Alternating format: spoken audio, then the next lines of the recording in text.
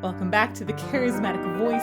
We have been receiving so many requests from y'all to review the new single from Ghost, which makes me feel lucky because I've also been dying to dive into this one, especially because it introduces the new front singer, Papa the Fifth Perpetua. But before we get to it, here's a quick word about the sponsor for today's video.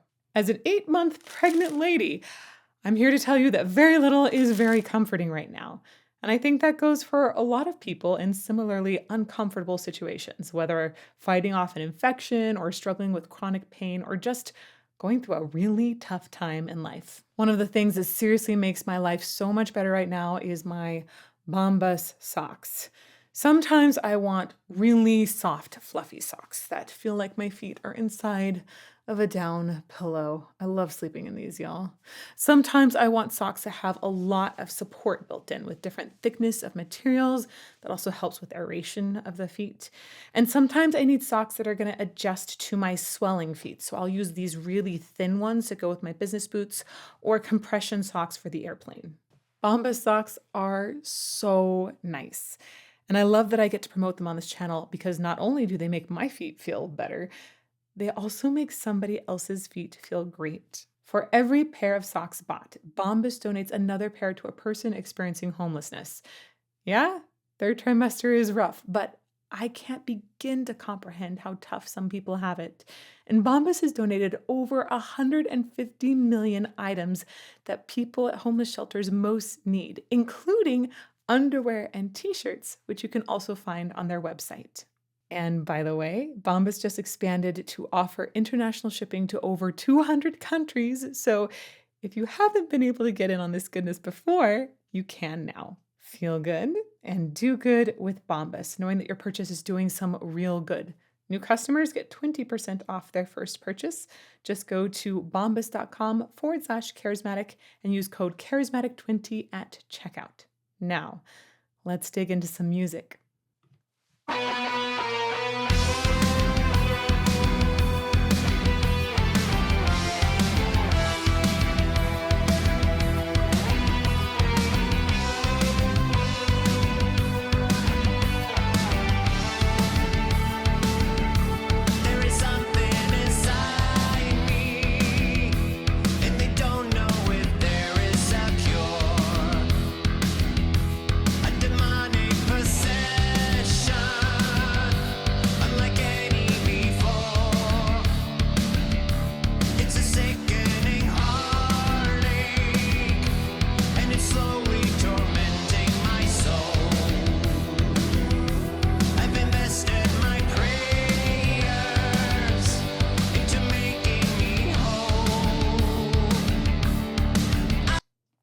Have a lot of thoughts right away, but just off the bat, I love that we're sticking to these like long melodic lines with that heavy feel underneath. This is something that I really like about Ghost, that they're able to combine heavy, like head banging kind of elements with melodies that just soar. And Tobias's vocal delivery in particular has cut in it, a nasality actually that helps with the cut.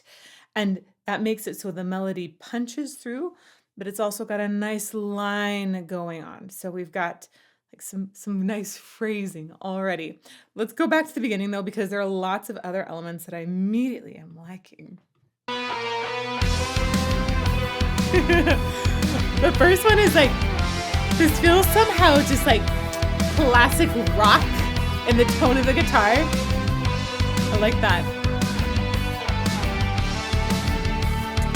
Another thing that is immediately catching here is the time signature.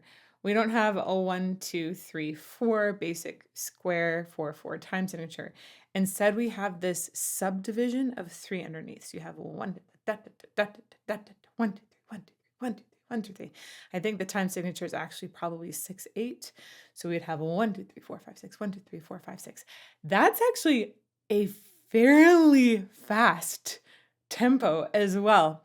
And when you have this the subdivision of 3s underneath, there's always a feeling that's a feeling of lots of movement that's happening. So that kind of feeling can be put often with boats on a river or something that has to do with ocean swells or horses galloping. It tends to have a lot of movement in it. So not only is our time signature a little different from our standard 4/4, but it has lots of movement and it's fast movement. I'm going to go back to the beginning. It creates a sense almost of like running from something.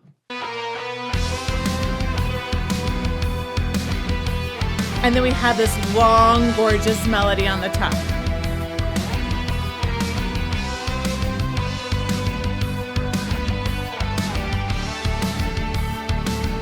Here, wake up!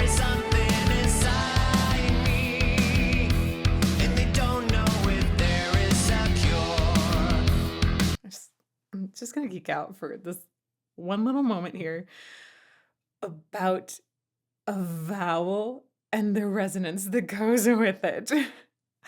I love Tobias's E vowel on me. let's like kind of hone in on this for just a moment, okay? There is something inside me. I find that delicious. Delicious. This is because the E vowel it's locked into position where that's really maximizing resonance. When we talk about vowels and good placement, a lot of times we're talking about finding the most resonant placement in here. There are truly limitless positions that you can find inside of the vocal tract. But his E vowel hits this spot that's like, it's a cherry on top of lots of cherries, let's be real. But it gets this extra overtone in it. And there's almost this like little buzz above it. That means he's just hit a total sweet spot. The whole voice is locked into a really good position, right? It stays in a sweet spot the whole time. But we get that E extended and it's just like lights up all kinds of extra harmonics. And then his vibrato in there also makes those harmonics shimmer a little extra. Let's listen to it a couple more times. There is something inside me. You hear that?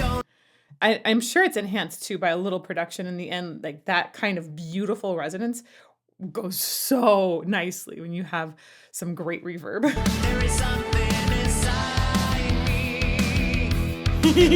Okay, we'll keep going.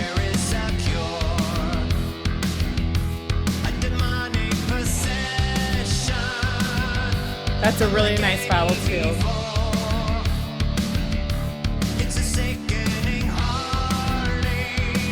A little too curious, my dears.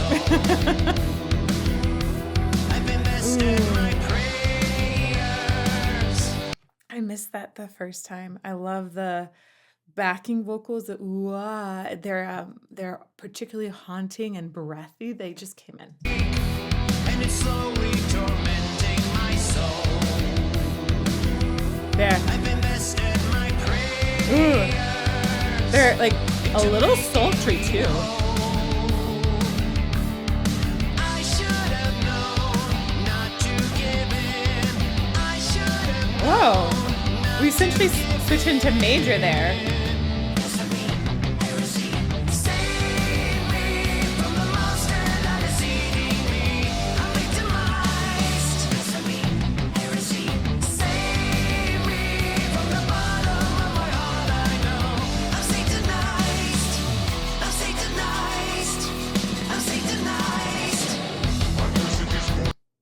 I really like the chorus here. It's catchy, it's sticky. It went into a major key and it has a certain sentimentality with it as well. It's fascinating because I read these lyrics ahead of time. I always, well, like 99% of the time, I like to read the lyrics ahead of time. The exceptions are particularly humorous lyrics. I feel like if you read those, then you know the punchline is coming. That doesn't work very well. But in this case, of course, I read the lyrics ahead of time. I even have a translation for the Latin that's coming up. The lyrics made me think that the song was going to be a lot darker. And instead, this feels, it's hopeful, but it's also while it has that running feeling continuously underneath it, there's a certain happiness to it, right? Let's go back to the chorus. Here. That bridge is really interesting too. Or I should say pre-chorus, sorry.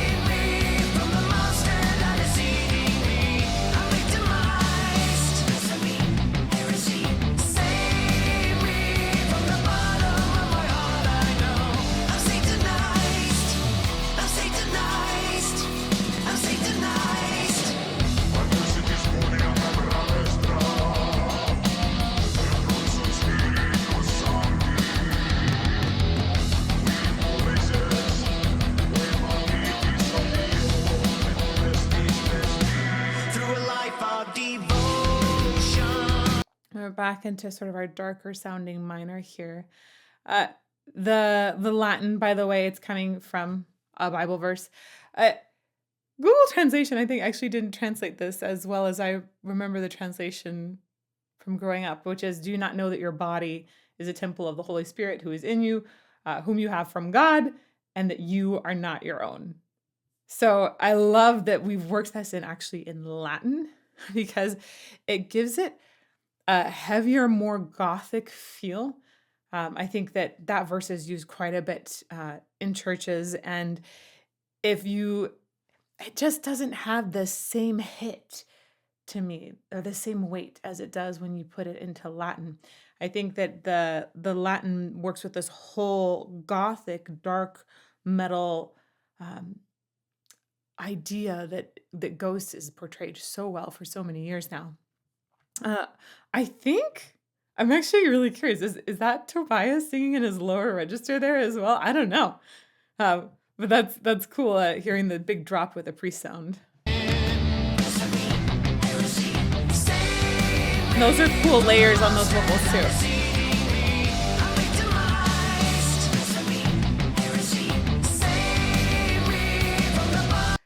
I want to just mention one other thing before we go on here. There have been lots of moments where we have this running in the music. It's continually doing the 1, 2, 3, 4, 5, 6, 1, 2, 3, 4, 5, 6, and that is pushed forward by a lot of rhythm in our instruments, especially in the lower end and in the drums. And then there'll be moments where there's essentially a lightning before it dives back in. So when we have our nuns doing our moment here, a lot of the bottom end drops out. This has happened in a few other places as well. It's keeping the sound really, really fresh throughout.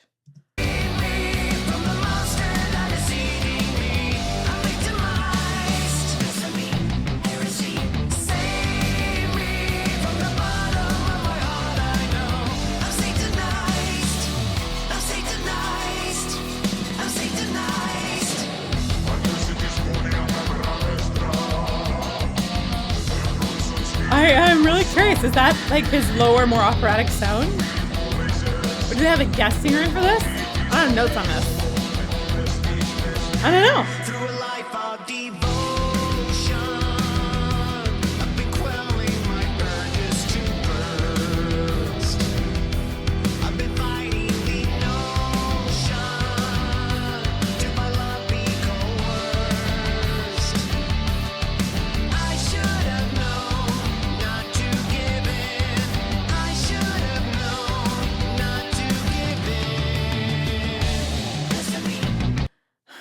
So I want to point out part of how they make this melody so long and sustained, and it has to do with the rhythm. I think they're really, really smart about how they've organized the rhythm in this song, which is part of it contributes to the entire atmosphere of the song.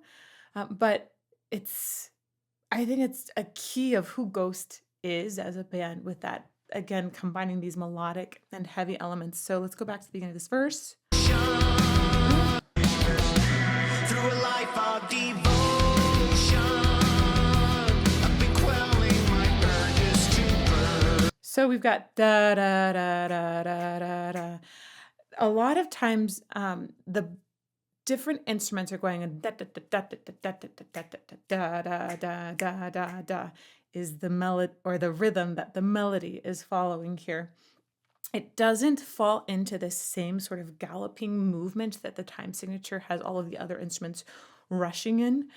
And instead, it basically is elongating each of these pitches, making them stretched out over more of the music. This allows for a longer, more sustained melody. If they were matching that galloping kind of rhythm in the melody, we'd have something that felt a lot more like patter or even approaching rap, because it'd be going very, very rapidly through tons of lyrics.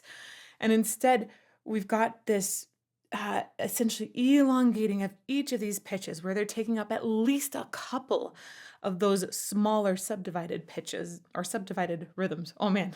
Hope you guys followed me through that one. Through a life of devotion, I've been quelling my urges to burst. I've been fighting the notion to my love be coerced. I should have known not to give in. I should have known not to give in. And that rhythm there with those lyrics, that I should have known, it has an insistence on it because it's actually falling on a couple of the less strong beats within the subdivided rhythm underneath. So it becomes insistent of I should have known instead of I should have known. That would have had a lot less insistence. He does at the beginning of a line, sometimes he will go into that faster rhythm for lyrics that aren't as important, just sort of words that make it more casual. So, through a life, I've been quelling. When there are moments where the lyrics are essentially leading to something else later in the phrase, they can be really fast. And then it becomes a lot more elongated to draw attention to certain lyrics and to create that beautiful, beautiful long phrase. I should have known not to give in. I should have known not to give in. Blasphemy, heresy, save me from the monster that is eating me. I'm paralyzed. Blasphemy, heresy, save me from the bottom of my heart. I know I'm Satanized. I'm Satanized. I'm Satanized. I gotta say, the layering of the voices in this is really, really nice. I think they've nailed that production, like just spot on. You have the blasphemy heresy part, which actually feels very slightly reminiscent of Bohemian Rhapsody at moments. But even when he's singing through these long lines in the chorus, there are harmonies in the background. They have a lot of thickness to them. They have multiple layers going on, but they never overtake the front melody. His voice is so clear and so easy to understand all of the time. Let's go back just a little bit. So in that moment with the ladies singing there, those harmonies are brought more forward, like as if in Bohemian Rhapsody.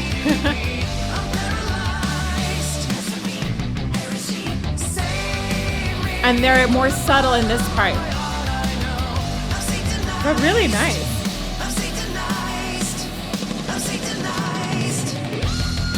Ooh.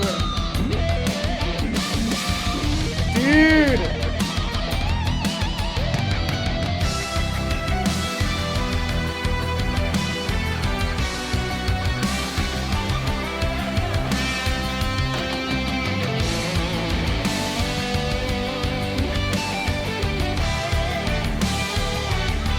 Like a deadly affliction that is twisting and bending my core. I have begged God for the remedy. Wow. I have feelings about what I see on the screen, but we're not going to go very much into them. First thing you have to talk about is that really cool entrance to the guitar solo. That was fun. That revved it up right away. Satanized.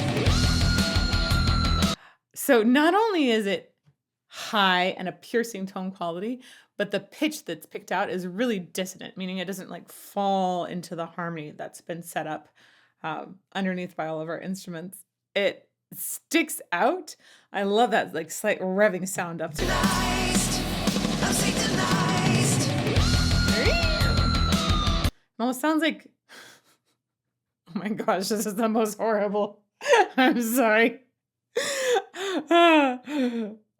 Sometimes I have filters, y'all. It happens.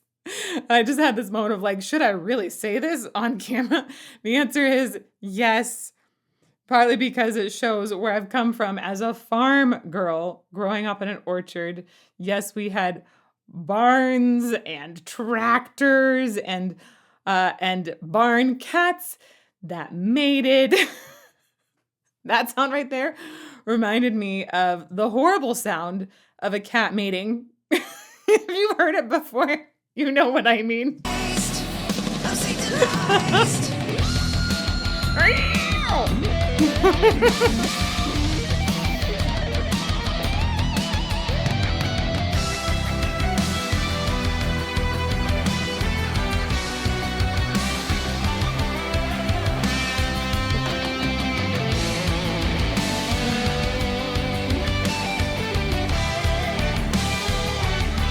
Like a deadly affliction.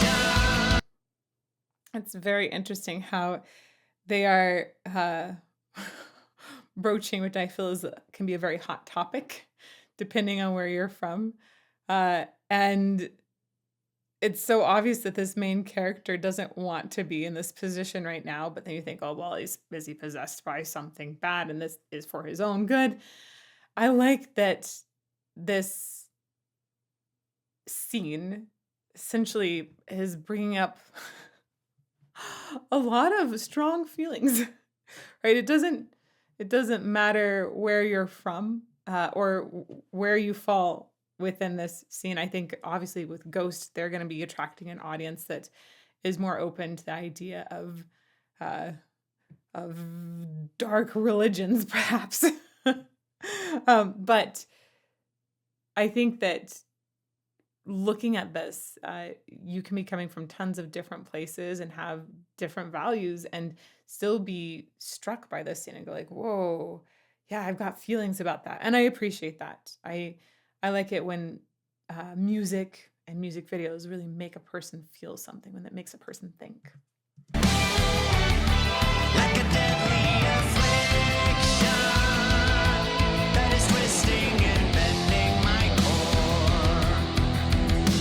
I have begged God for the remedy, but I'm no longer sure.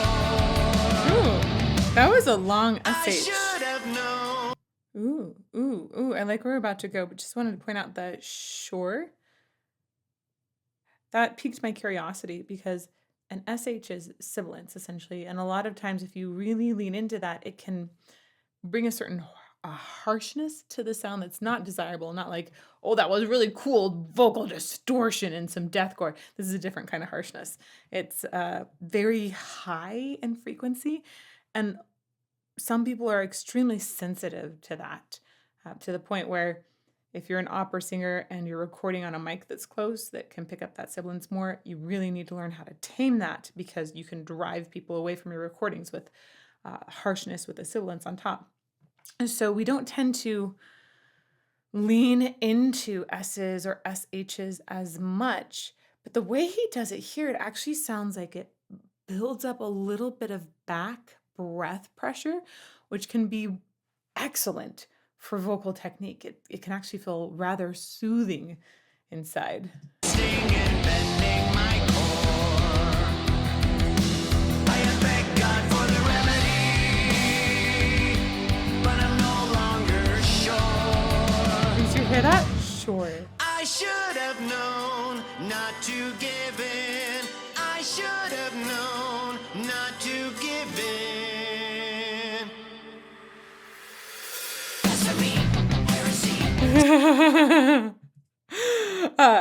I love the pleading sound in his voice. I also, in general, I like that Ghost doesn't overcomplicate things. They do a lot of things extremely well that are well, not like super simple, right? This time signature is not simple. It still isn't wild, and they just do it really well. They've combined a bunch of elements really, really well.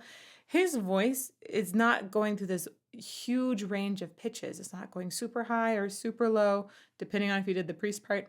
Um, but he has it locked into this uh, nice, uh, very resonant chamber. It has vulnerability in it. It has cut in it. It has clarity. It's got good balance overall. And I just really liked having this section that's so vulnerable, just showing off how beautiful and clear his tone really is. I should have known not to give in. I should have known. He has quite a bit of not nasality to there, give in. and that's helpful for his sound. Blasphemy, heresy, save me from the monster that is seeking me. I realize. Blasphemy, heresy, save me from the bottom of my heart. I like how heavy this is. Oh, Papa David, Perpetua. Ooh, that might be the end here, but I just have to mention one other thing about his resonance and how he gets a little bit of nasality in it. Um, that means he's really focusing a lot of the sound in the front of the face. Sometimes we'll talk about focusing the sound in the mask, which we're really saying is here. That can be so helpful for longevity of the voice. If you get it stuck back here, people tend to push more and more and more. And if you find the nice resonant, like the sweet spot up here, it tends to lead to less pushing and more efficiency in the sound.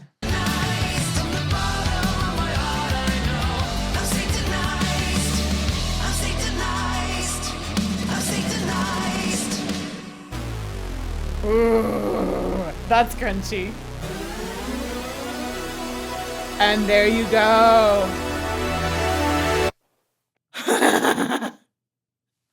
Now I'm really curious if they're going to leave that little ending section with the crunchy sounds in when they put this on the radio.